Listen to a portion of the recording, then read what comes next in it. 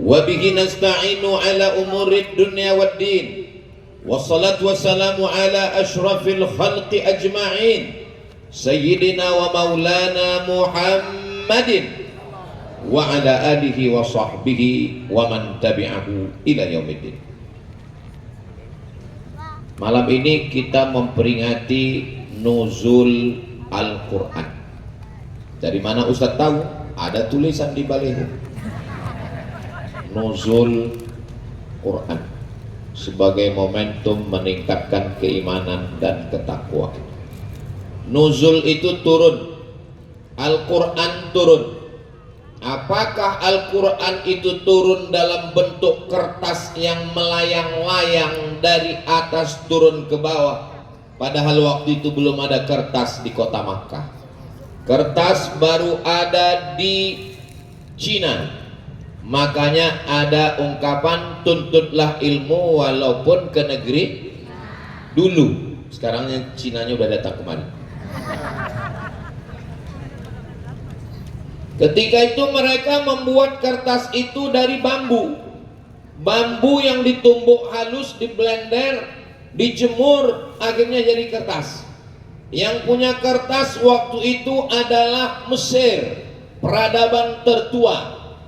Maka mereka membuat kertas dari pohon bardi yang tumbuh di pinggir sungai Nil, lalu kemudian dipotong, dibuat melintang dan membujur, dipres, jadilah kertas, namanya kertas papirus.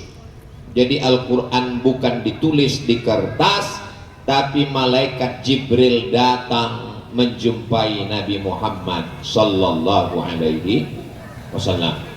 Nabi bertahanus, menyendiri di dalam gua Hira selama 3 kali. Pertama ketika berumur 38 tahun, enggak terjadi apa-apa. Tahun berikutnya ketika berumur 39 tahun, enggak terjadi apa-apa. Berikutnya ketika berumur 40 tahun, disitulah datang Jibril alaihissalam berkata, "Iqra, baca." Kata Nabi, "Ma'ana biqari." Saya tidak bisa membaca. "Iqra." Nabi lagi menjawab, "Ma'ana biqari." Akhirnya Jibril membacakan, "Iqra bismi rabbikal ladzi khalaq, khalaqal insana min 'alaq, iqra wa rabbukal akramul ladzi 'allama bil qalam, 'allamal insana ma lam ya'lam." Itulah yang diperingati sebagai malam turunnya Al-Quran. Kenapa di Indonesia memperingati nuzul Quran itu malam 17? Karena menurut mazhab Syafi'i, Jibril turun itu malam 17 berdasarkan ayat wa ma anzalna ala abdina yaumal furqan yaumal taqal jam'an. Al-Quran yang kami turunkan kepada hamba kami pada ketika bertemu kedua pasukan. Ketemu kedua pasukan itu tanggal 17 Ramadan. Itulah dalil kenapa memperingati nuzul Quran malam 17 Ramadan. Ini malam yang keberapa? Malam ke-16, berarti salah tanggal.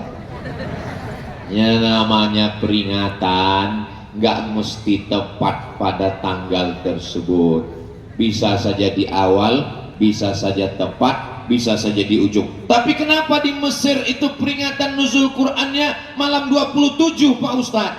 Karena tentang nuzul Quran ini banyak versi.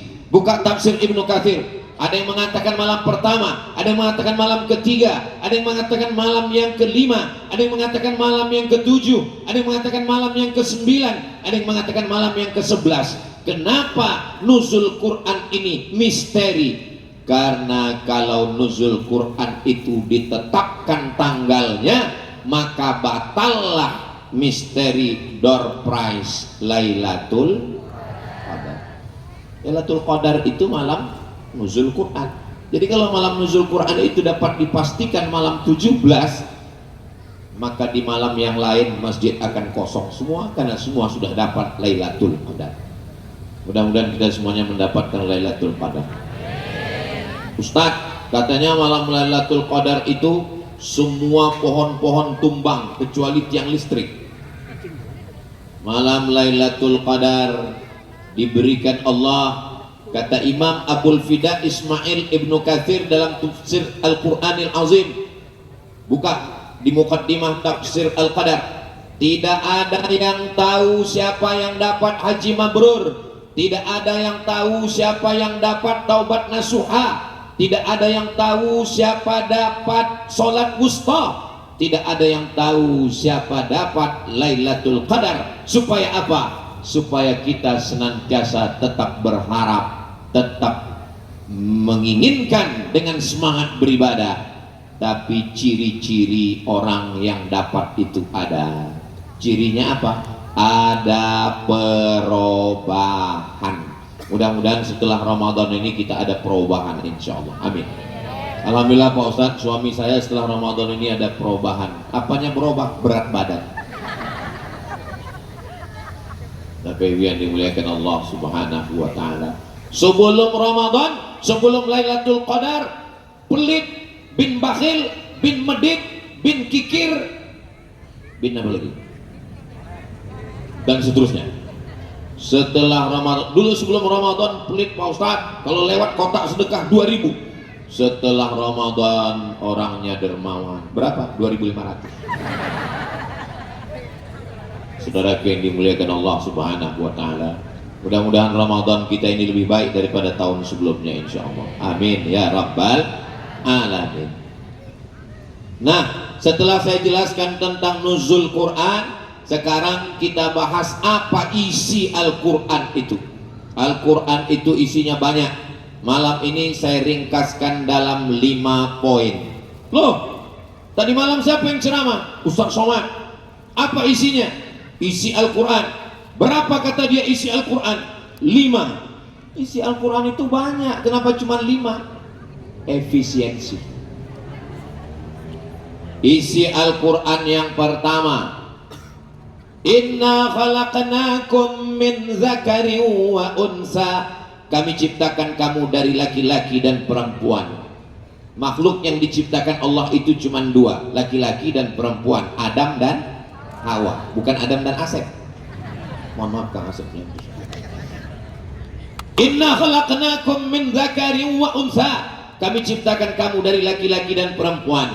Wa ja'alnakum syu'uban wa qabaila, kami jadikan kamu bersuku-suku, berbangsa-bangsa.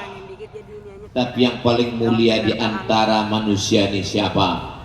Inna akramakum indallah atqakum. Yang paling mulia bukan yang paling putih, bukan yang paling ganteng, bukan yang paling berotot, bukan yang paling tinggi. Yang paling mulia adalah yang paling takut kepada Allah Subhanahu wa Ta'ala. Prinsip pertama yang diturunkan Al-Quran adalah prinsip persamaan antar manusia, prinsip egaliter. Ini susunan hadirin yang hadir malam ini bertentangan dengan prinsip Al-Quran. Ada yang di atas kelas VVIP, very very important person. Ada yang di bawah kelas VIP, di belakang itu kelihatannya kelas ekonomi. Bukan begitu maksudnya. Jangan nanti setelah pulang Ustaz Somad itu cuma pandai ceramah, ngomong aja. Katanya Al-Quran itu prinsipnya persamaan manusia. Tapi kenapa dia di atas? Dia pakai pentas, karpetnya 2 lapis, duduk lagi di atas kursi, berdampingan dengan Pak Nurdin Khalid, dengan jenderal-jenderal di atas, dengan alim ulama. Itu bukan saya yang minta, panitia yang buat.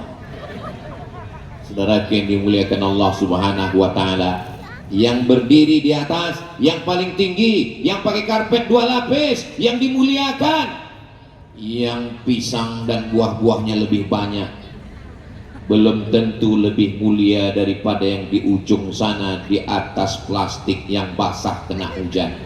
Boleh jadi yang di sana lebih dulu masuk surga daripada Ustaz Somad. Betul? Malah diaminkan. Yang susah ya ngomong sama orang jujur. Apalah salahnya kalian pura-pura diam waktu saya ngomong gitu? Memang kadang jujur ini menyakitkan memang. Kalaupun jujur, jaga juga perasaan saya. Saudara yang dimuliakan Allah Subhanahu wa taala. Ketika Nabi Muhammad sallallahu alaihi wasallam masuk ke kota Makkah, dibersihkan Ka'bah dari 360 patung berhala, dari batu, dari kayu, dari besi, dari emas, dari perak, bersih semuanya. Lalu kemudian yang diperintahkan naik ke atas Ka'bah mengumandangkan azan. Allahu Akbar, Allahu Akbar. Yang azan bukan Ali bin Abi Thalib, yang azan bukan Abu Bakar Siddiq, yang azan bukan Umar bin Khattab, yang azan adalah, jangan kemana-mana, kita teruskan setelah yang satu. Itu kalau live masuk TV. Yang azan adalah Bilal bin Rabah. Kenapa Bilal bin Rabah? Karena kalau yang naik ke atas Ka'bah itu Abu Bakar, dia mertua Nabi, dia Quraisy, dia Arab, berkulit putih. Kalau yang naik ke atas Ka'bah itu adalah Sayyidina Ali, dia sepupu Nabi, dia menantu Nabi, dia suami dari Fatimah Az-Zahra. Tapi yang naik ke atas adalah seorang budak, hamba sahaya, berkulit hitam dari Afrika, miskin. Dialah yang diangkat Nabi derajatnya. Nabi manggil Bilal, Bilal, ta'al. Ada apa ya Rasulullah? Sami'tu dafan 'alaika baina yadayya fil jannah. Aku dengar suara gesekan sendalmu dalam surga. Bilal masih di dunia, tapi suara gesekan sendalnya sudah terdengar dalam surga. Apa amalmu hai Bilal? Kata Bilal, saya tidak pernah meninggalkan sholat 2 rakaat setelah wudhu. Bagi yang belum melaksanakan, nanti malam bangun, ambil wudhu, sholat sunat wudhu 2 rakaat. Bagi yang pakai usolli sunnatal wudhu. Bagi yang nggak pakai usolli, nggak pakai usolli,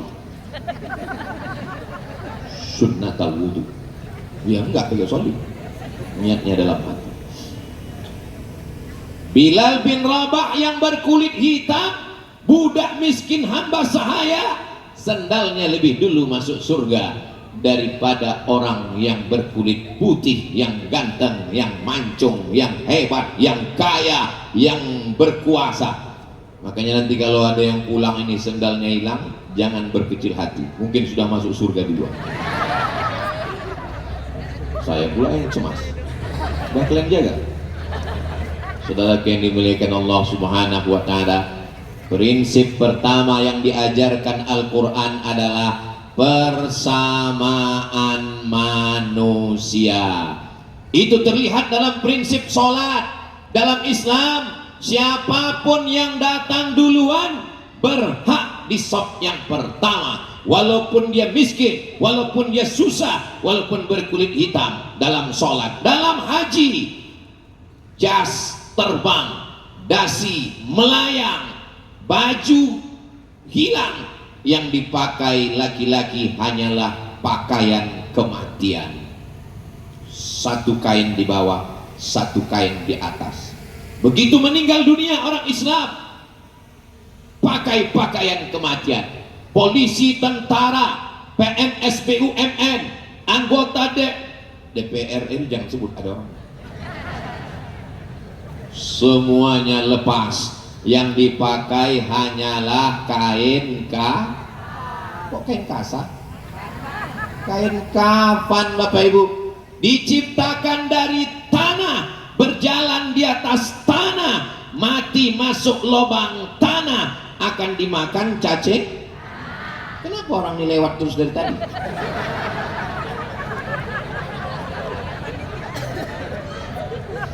Apa yang dimuliakan Allah Subhanahu wa taala? Ustaz Somad, kalau memang manusia ini sama, asalnya dari tanah, kenapa sifatnya beda-beda? Ya sesuai dengan tanah. Itu teman saya itu semua beban hidupnya ditimpakan ke saya, berarti dia dari tanah longsor.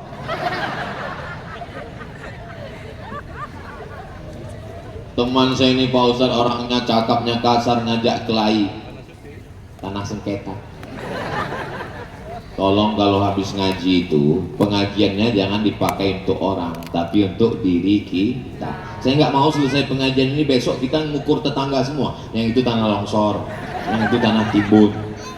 Mudah-mudahan kita ini semua dari tanah yang baik-baik semua, insya Allah. Tanah yang baik, tanamannya baik, buahnya juga baik. Saya yakin ini tanahnya baik. Kenapa? Karena saya lihat tanamannya baik dan buahnya juga baik. Ustaz tahu dari mana? Tuh kelapanya lebat. Hati-hati yang dibawa. Lambaikan semua tangan ke drone. Hai guys. Cukup, jangan lama-lama, ketiak basah. Saudara yang dimuliakan Allah Subhanahu wa taala, tahun 50-an kalau orang pergi ke kebun binatang di Amerika, ngelihat jerapah, ngelihat badak, ngelihat harimau, ngelihat singa, ada satu kerangkeng ngelihat orang Afrika tahun 50-an. Tahun 50-an di Amerika, orang kulit hitam nggak boleh kuliah. Tapi Islam 14 abad yang lalu, orang yang ditugaskan mengumandangkan azan dan orang yang dikatakan Nabi masuk surga duluan adalah orang berkulit hitam. Baru sekarang Amerika mengangkat orang kulit hitam. Menteri luar negeri dulu Condoleezza Rice, presidennya pernah berkulit hitam, namanya Barack Obama sekarang. Tapi dulu mereka mengkerdilkan, menyepelekan, mengejek orang kulit hitam. Islam tidak memandang warna kulit. Seandainya yang masuk surga itu orang yang putih, saya agak lama terhambat masuk surga. Seandainya syarat masuk surga itu mesti putih, maka orang semua beli skincare. Orang barat, orang Eropa, orang Amerika terbang dari Inggris, dari London, dari New York, pergi ke Bali, berjemur di Pantai Kuta, bayar tiket pesawat, bayar hotel demi untuk berjemur supaya hitam. Kita belum berjemur sudah. Ustaz Somad ini ngomongnya itu kayak nyindir saya. Kunci dengar ceramah Ustaz Somad itu satu, jangan tersinggung. Ada beberapa orang tersinggung pulang meninggal. Ada yang tersinggung? Takut semua kelihatannya. Saudara yang dimuliakan Allah Subhanahu wa taala, jangan sepelekan drivermu, jangan kecilkan securitymu, jangan kau jatuhkan harkat martabat asisten rumah tanggamu, karena di hadapan Allah boleh jadi mereka jauh lebih mulia di hadapan Allah Subhanahu wa taala. Karena yang dilihat adalah rasa takut kepada Allah, maka disuruh kita berpuasa. Ya ayyuhalladzina amanu, hai orang beriman, kutiba alaikumus syiyam, kamu diwajibkan berpuasa, kama kutiba alal ladzina min qablikum, orang-orang sebelum kamu juga berpuasa. Supaya apa? La'allakum, supaya kamu takut kepada Allah. Doakan supaya yang ceramah ini takut kepada Allah. Dari bunyi aminnya kayak nggak yakin. Amin.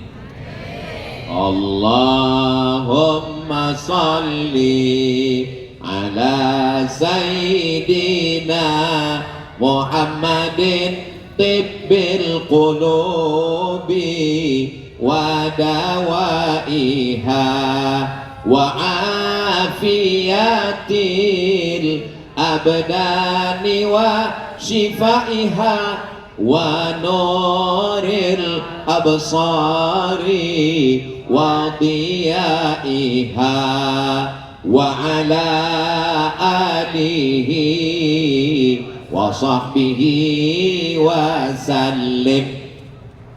Sholawat itu supaya hati kita sehat dari sifat angkuh dan sombong.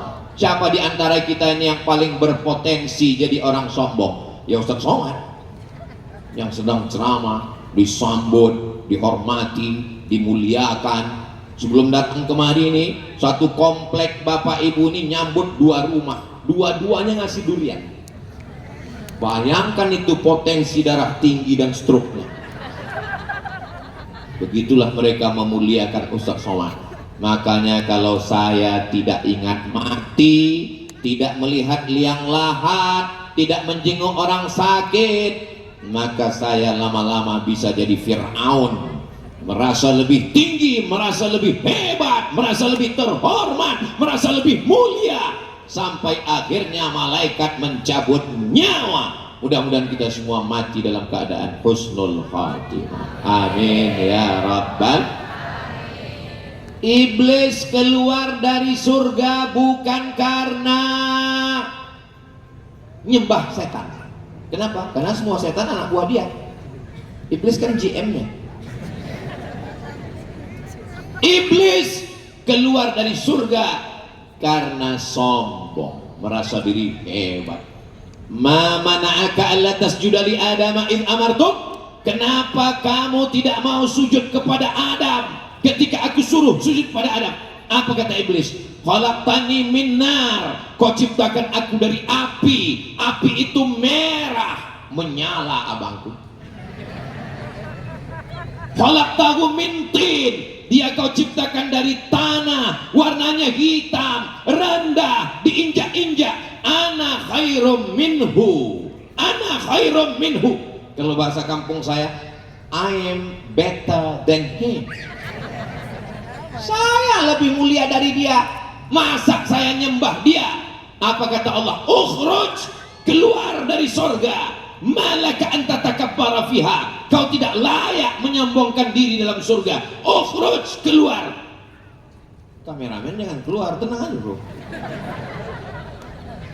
Innaka minas shaghirin, engkau kecil, gak ada apa-apanya di atas dunia. Maka penyakit yang paling mengerikan adalah sombong. Kalau ibu punya peniti, jangan ditusukkan ke sayur kubis. Kalau mic sudah mati-mati, itu tanda waktu sudah mau habis. Jelas suara saya? Alhamdulillah. Berikutnya yang kedua, yang keempat.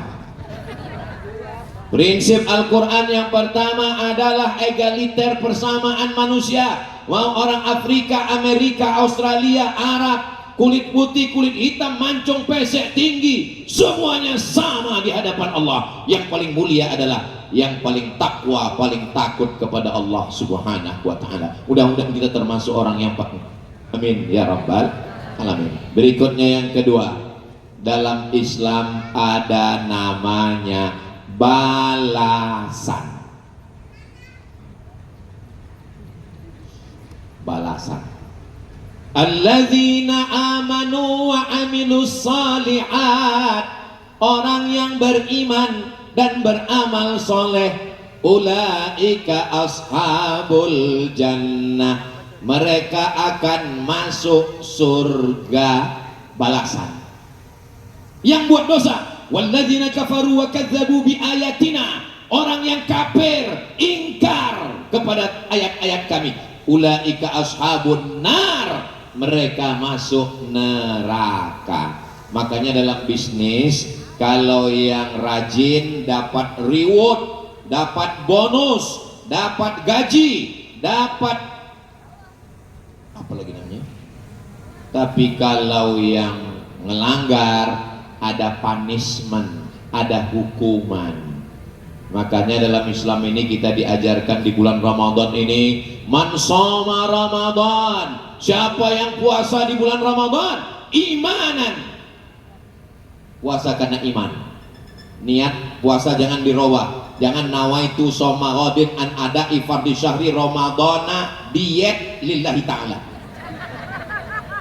Puasa itu ibadah, diet itu bonus. Puasa itu ibadah, kurus itu bonus. Puasa itu ibadah, slim seperti saya hadiah.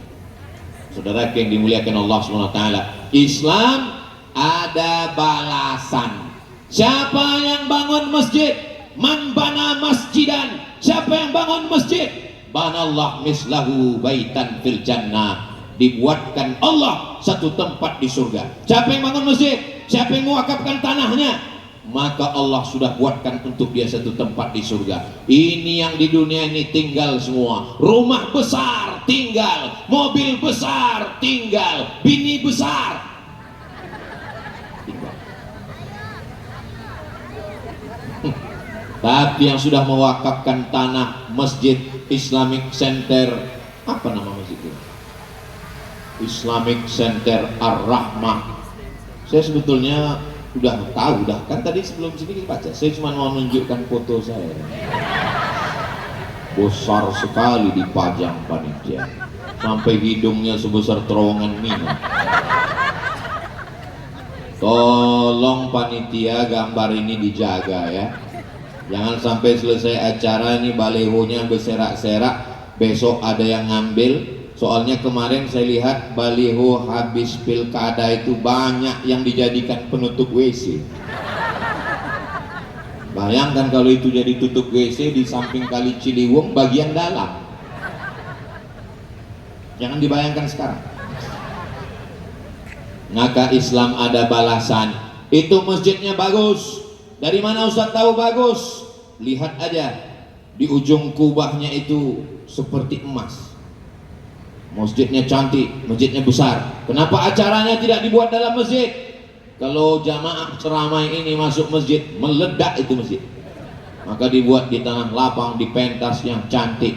Masjidnya sudah cantik Pak Ustaz, mantap. Kubahnya sudah oke, hebat. Tanahnya, tapi ada kekurangan Pak Ustaz. Apa? Tempat wudhu sama rumah Ustadz imam belum ada. Ustadz tahu dari mana? Saya dapat bocoran. Makanya dilelanglah gambar-gambar yang akan diserahkan kepada penyumbang donatur yang nanti mau menyerahkan bantuannya, yang duitnya ada langsung 100% untuk pembangunan tempat wudhu dan masjid. Mana gambar-gambarnya? Naikkan ke atas sebelum jamaah berubah pikiran. Soalnya mereka mau beli gorden, toples, baju baru.